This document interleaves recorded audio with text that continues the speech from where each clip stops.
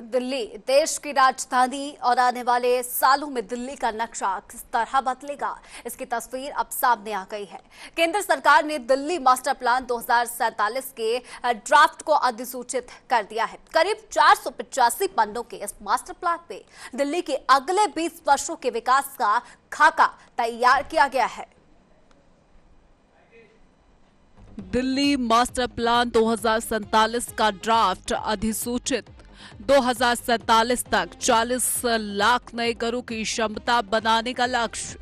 3.20 करोड़ आबादी को ध्यान में रखकर तैयार हुई योजना। मेट्रो और सार्वजनिक परिवहन के आसपास होगा हाई डेंसिटी विकास। लैंड पूलिंग और पुनर्विकास से दिल्ली में बढ़ेगा आवास। केंद्र सरकार ने दिल्ली मास्टर प्लान 2047 के ड्राफ्ट को अधिसूचित करने की घोषणा की। केंद्रीय मंत्री मनोहर लाल ने इसकी जानकारी दी। दिल्ली मास्टर प्लान 2047 का सबसे बड़ा लक्ष्य है करीब 40 लाख नए घरों की क्षमता तैयार करना। बढ़ती आबादी को देखते हुए आवास, परिवहन, शिक्षा, स्वास्थ्य, रोजगार और बुनियादी सुविधाओं को विस्तार देने की योजना बनाई गई है। साथ ही सरकार का फोकस ये भी है कि दिल्ली का विकास सिर्फ जमीन पर फैलाव के रूप में ना हो, बल्कि मौजूदा जमीन का बेहतर इस्तेमाल करते हुए ऊंची इमारतों, ज्यादा घनत्व और सार्वजनिक परिवहन आधारित विकास को बढ़ावा दिया जाए। केंद्रीय आवास एवं शहरी मामलों के मंत्री मनोहर लाल ने मास्टर प्लान 2047 को लेकर इसकी प्रमुख बातें सामने रखी। सरकार के मुताबिक दिल्ली के सामने सबसे बड़ी चुनौती बढ़ती आबादी और सीमित जमीन की है। दिल्ली में मौजूदा आबादी करीब 2 करोड़ 40 लाख बताई जा रही है, जबकि साल 2047 तक करीब 3 करोड़ 20 लाख आबादी को ध्यान में रखकर योजना तैयार की गई है। यानी आने वाले 2 दशकों में करोड़ों लोगों के रहने, काम करने, पढ़ने और आवागमन की जरूरतों को पूरा करना होगा। इसी को ध्यान में रखते हुए मास्टर प्लान में करीब 40 लाख नए घरों की क्षमता विकसित करने का लक्ष्य रखा गया है।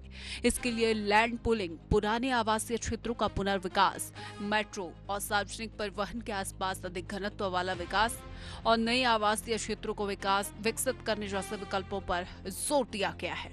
कुछ एरियाज में 24 आवर सिटीज के कंसेप्ट अथवा जो पहले से मार्केट प्लेसेज है, कुछ एरिया को 24 आवर सिटी के बारे का भी विचार किया जा रहा है कि उसको खोला जाए और उन स्थानों पर ट्रांसपोर्टेशन, खास करके मेट्रो 24 आवर्स की जो सर्विस है वो भी देने का एक इसके अंदर प्रावधान किया गया है। इसी प्रकार लो डेंसिटी एरिया, इसकी प्लान भी बनाई है, जिसमें रोड्स, इंटरनल रोड्स 18 मीटर और जो मास्टर ट्रंक रोड्स हैं 45 मीटर ROW का प्रावधान इसमें किया गया है, ताकि जहां भीड़ी सड़कें हैं उनको भी रेगुलाइज करते समय दोनों साइड की जो प्लॉट्स हैं उसमें एरिया छोड़कर और उनका 18 मीटर रोड जो है। मेट्रो बस कॉरिडोर के आसपास होगा ज्यादा विकास। TOD से बदलेगी दिल्ली के विकास की तस्वीर। निजी वाहनों पर निर्भरता घटाने पर जोर। दिल्ली मेट्रो नेटवर्क में 269 किलोमीटर की बढ़ोतरी। PRTS से जुड़ेगी दिल्ली NCR के बड़े शहरों से। मास्टर प्लान 2047 की सबसे अहम विशेषता है ट्रांजिट ओरिएंटेड डेवलपमेंट, यानी कि TOD। सरल भाषा में समझे तो अब शहर का विकास सिर्फ सड़कों के आसपास नहीं, बल्कि मेट्रो, बस और दूसरे सार्वजनिक परिवहन के प्रमुख गलियारों के आसपास ज्यादा किया जाएगा। जहां सार्वजनिक परिवहन की सुविधा बेहतर होगी, वहां ज्यादा घर, दफ्तर और व्यावसायिक गतिविधियां विकसित करने की गुंजाइश होगी। इसका उद्देश्य लोगों की निजी वाहनों पर निर्भरता कम करना और सार्वजनिक विकास को बढ़ावा देना है। मास्टर प्लान में दिल्ली के मेट्रो नेटवर्क में भविष्य में करीब 269 किलोमीटर की अतिरिक्त वृद्धि की संभावना बताई गई है। इसके अलावा करीब 383 किलोमीटर के RRTS नेटवर्क के जरिए दिल्ली को गाजियाबाद, मेरठ, पानीपत, करनाल और अलवर जैसे NCR के शहरों से बेहतर तरीके से जोड़ने की दिशा में काम करने की बात है। यानी दिल्ली के साथ साथ पूरा NCR एक बड़े परिवहन नेटवर्क से जुड़ता नजर आएगा। दिल्ली के परिवहन ढांचे में मल्टी मॉडल ट्रांसपोर्ट हब भी महत्वपूर्ण भूमिका निभाएंगे। ऐसे हब बनाए जाएंगे जहां मेट्रो, बस, रेल और दूसरे सार्वजनिक परिवहन साधनों के बीच यात्रियों को आसानी से कनेक्टिविटी मिल सके। वहीं कुछ इलाकों में मेट्रो को 24 घंटे चलाने की योजना पर भी विचार किया जा रहा है। मास्टर प्लान में इलेक्ट्रिक और हाइड्रोजन जैसे कम प्रदूषण वाले वाहनों के लिए चार्जिंग और ईंधन भरने की सुविधाओं का नेटवर्क तैयार करने पर भी जोर है। यानी भविष्य की दिल्ली सिर्फ ज्यादा सड़कें और ज्यादा गाड़ियों वाली दिल्ली नहीं होगी, बल्कि सार्वजनिक और स्वच्छ परिवहन को प्राथमिकता देने वाली दिल्ली बनाने की कोशिश है। अब बात करते हैं दिल्ली में जमीन के इस्तेमाल की। मास्टर प्लान में लैंड पुलिंग को महत्वपूर्ण माध्यम बनाया गया है। कई जमीन मालिकों की जमीन को एक साथ विकास के लिए इस्तेमाल किया जा सकता है। इसके बाद सड़क, पार्क सुविधाएं और दूसरी आधारभूत संरचनाएं विकसित करके नियोजित तरीके से नए क्षेत्र बसाने की योजना है। इसके साथ ही TDR यानी ट्रांसफरेबल डेवलपमेंट राइट्स की सुविधा भी महत्वपूर्ण है। इसका मकसद ये है कि जहां किसी जमीन पर विकास अधिकार का पूरा इस्तेमाल संभव नहीं है, वहां उन अधिकारों को दूसरी जगह उपयोग में लाने की व्यवस्था की जा सके।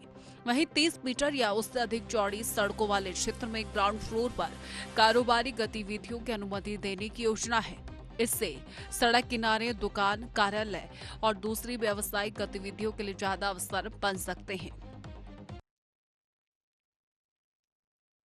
कुल मिलाकर दिल्ली मास्टर प्लान 2047 का फोकस साफ है। बढ़ती आबादी के लिए घर, बेहतर सार्वजनिक परिवहन, सीमित जमीन का बेहतर इस्तेमाल, पुराने इलाकों का पुनर्विकास, पर्यावरण संरक्षण और आधुनिक तकनीक के जरिए शहर की प्लानिंग। दिल्ली में जमीन के इस्तेमाल की 133 श्रेणियां घटेंगी। बड़े प्रोजेक्ट्स की मंजूरी के लिए सिंगल विंडो सिस्टम, पुराने फ्लैट और आवासीय परिसरों के पुनर्निर्माण पर जोर, ऊंची इमारतों और ज्यादा घनत्व वाले विकास को बढ़ावा, गति शक्ति से सड़क, रेल, मेट्रो और इंफ्रास्ट्रक्चर से जुड़ेगा। मास्टर प्लान में निर्माण और मंजूरियों की प्रक्रिया को आसान बनाने पर भी जोर दिया गया है। दिल्ली में जमीन के इस्तेमाल की 133 श्रेणियों को घटाकर करीब 35 श्रेणियों में लाने का प्रस्ताव है। यानी नियमों को सरल बनाने की कोशिश की जा रही है। इसके अलावा नकारात्मक सूची के जरिए ये तय करने की व्यवस्था होगी कि किन गतिविधियों पर रोक है। बाकी गतिविधियों को तय नियमों के तहत अनुमति देने की दिशा में काम किया जा सकता है। वहीं बड़े निर्माण और विकास परियोजनाओं के लिए सिंगल विंडो सिस्टम विकसित करने का प्रावधान है। इसका मकसद अलग अलग विभागों के चक्कर कम करना और मंजूरी की प्रक्रिया को आसान बनाना है। मास्टर प्लान में प्रधानमंत्री गति शक्ति के जरिए सड़क, रेल, मेट्रो, पानी, बिजली और दूसरे बुनियादी ढांचे की योजना को आपस में जोड़ने पर भी जोर दिया गया है। अब बात पुरानी दिल्ली की। मास्टर प्लान में करीब 50 साल पुराने फ्लैट और आवासीय परिसरों के पुनर्निर्माण पर भी जोर दिया गया है। पुराने मकानों को नए सिरे से विकसित करके बेहतर आवास उपलब्ध कराने की संभावना बनेगी। जमीन सीमित होने के कारण ऊंची इमारतों और ज्यादा घनत्व वाले विकास को भी बढ़ावा दिया जाएगा। करीब 2000 वर्ग मीटर तक के प्लॉट पर ज्यादा निर्माण की संभावनाओं का प्रावधान बताया गया है। हालांकि ज्यादा निर्माण के साथ पानी, सीवर, बिजली, पार्किंग और दूसरी बुनियादी सुविधाओं की क्षमता बढ़ाना भी जरूरी होगा। दिल्ली की मुख्यमंत्री रेखा गुप्ता ने कहा कि बढ़ते ट्रांसपोर्ट को ध्यान में रखते हुए दिल्ली के लिए प्लानिंग की गई है। उन्होंने हर वर्ग के लिए आवास और बेहतर एजुकेशनल इंफ्रास्ट्रक्चर पर जोर दिया है। दिल्ली जो कि 1484 स्क्वायर किलोमीटर एरिया में बंधी है, उसकी अपनी बहुत सारी लिमिटेशन है, पर उन लिमिटेशंस को ध्यान रखते हुए पूरी दिल्ली के सर्वांगीण विकास, चाहे वो ग्रामीण क्षेत्र हो, अनऑथराइज कॉलोनी हो, प्लैंड एरिया हो, सभी का ध्यान रखा गया है। दिल्ली के बढ़ते ट्रांसपोर्ट को, प्रदूषण को ध्यान में रखते हुए भी शहरी विकास की योजना की गई है। हर वर्ग के लिए आवास भी इस मास्टर प्लान का एक बहुत बड़ा, मुझे लगता है कि विशेष इसका अट्रैक्शन है कि दिल्ली की चाहे सभी रेजिडेंशियल कॉलोनियों की मैं बात करूं, मार्केट एरिया की बात करूं, लो डेंसिटी एरिया की बात हो, एजुकेशनल इंफ्रा की जब हम बात करते हैं उसको इतना आसान किया गया है, बहुत सारी कंडीशंस को हटाया गया है ताकि दिल्ली में फैसिलिटीज जो हैं वो बढ़ें, जनता को उनका अधिकार मिले और हर व्यक्ति उसमें इन्वॉल्व हो। तो ऐसे में कमर्शियल एक्टिविटीज के लिए भी बहुत बड़ा निर्णय लिया है कि दिल्ली की सभी 30 मीटर रोड पर अब कमर्शियल एक्टिविटी जो है वो ग्राउंड फ्लोर पे हो पाएगी। ये भी एक बड़ा कदम है दिल्ली के लिए। और इसी प्रकार से हॉस्पिटल्स हो, हेल्थ इंफ्रा हो, कम्युनिटी सर्विसेज हो, और गांव, अनऑथराइज्ड कॉलोनी, झुग्गी, flat area, warehouse, farm house, forest, park, Yamuna flood plain, socio cultural facility centre, urban development के लिए ये सारी चीजें आपके इस मास्टर प्लान में जिस तरीके से डिटेल में इसके बारे में बात कही गई है, ये दिल्ली के लोगों के लिए बहुत ही सुखद क्षण है। अब शिक्षा के नियम होंगे आसान, नरेला बनेगा इनोवेशन हब, द्वारका को मिलेगा मेडिकल हब का दर्जा, यमुना के खादर और ग्रीन नेटवर्क पर फोकस, हीट आइलैंड से निपटने की तैयारी। मास्टर प्लान में शिक्षा के क्षेत्र में भी बदलाव का प्रस्ताव है। कॉलेज और संस्थानों की अलग अलग श्रेणियों को एक व्यापक एजुकेशनल इंस्टीट्यूट कैटेगरी में रखने की दिशा में काम किया गया है। रेजिडेंशियल स्कूलों के लिए भी नई श्रेणी बनाए जाने की बात है। इसका उद्देश्य शैक्षणिक संस्थानों के निर्माण और विस्तार से जुड़े नियमों को ज्यादा सरल बनाना है। वहीं दिल्ली के कुछ प्रमुख इलाकों को भूमिका देने की भी योजना है। नरेला को इनोवेशन हब और द्वारका को मेडिकल हब के रूप में विकसित करने का प्रस्ताव है। नरेला में तकनीक, उद्योग, स्टार्टअप और रोजगार से जुड़ी गतिविधियों को बढ़ावा देने की दिशा में काम होगा, तो द्वारका में अस्पताल, स्वास्थ्य सेवाओं और मेडिकल संस्थानों के विकास पर जोर रहेगा। वहीं नरेला, द्वारका और रोहिणी जैसे इलाकों में खेल सुविधाओं को भी बढ़ाने की योजना है। मास्टर प्लान सिर्फ घर और सड़क की बात नहीं करता, इसमें दिल्ली के पर्यावरण को लेकर भी कई प्रावधान है। यमुना के आसपास के खादर क्षेत्र को सुरक्षित रखना एक बड़ी चुनौती है। दिल्ली में यमुना के आसपास करीब 180 किलोमीटर का खादर क्षेत्र बताया गया है।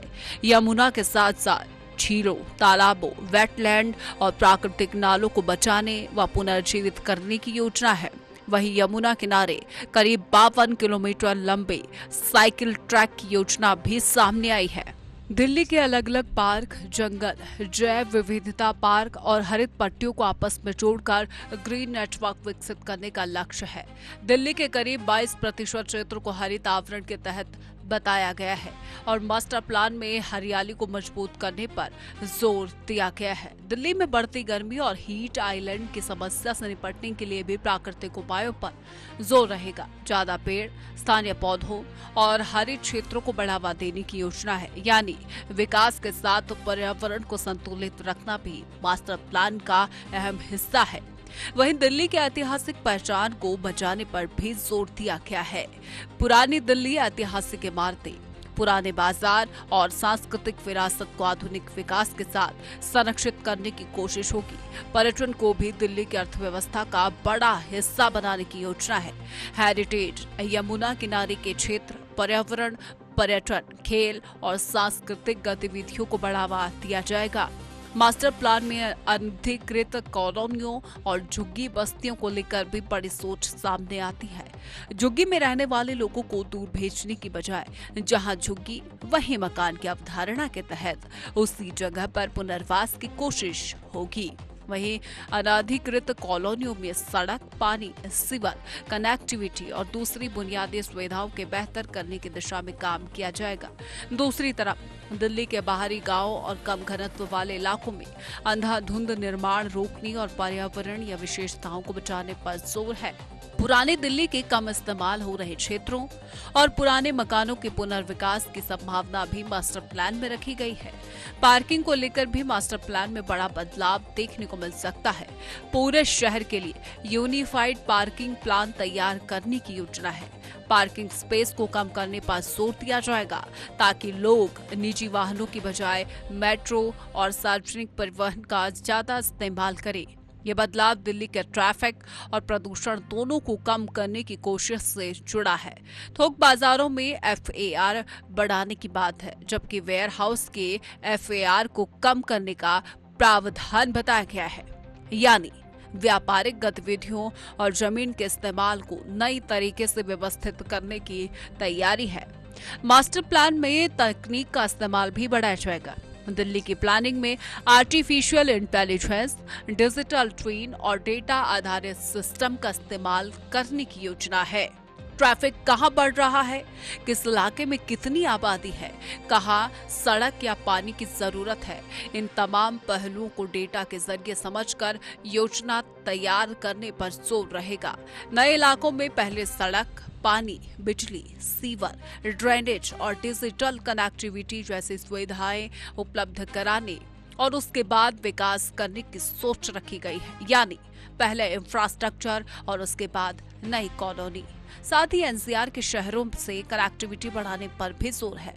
दिल्ली को सिर्फ एक शहर नहीं बल्कि पूरे NCR के एक बड़े आर्थिक और परिवहन केंद्र के रूप में विकसित करने की दिशा में एक योजना तैयार की गई है।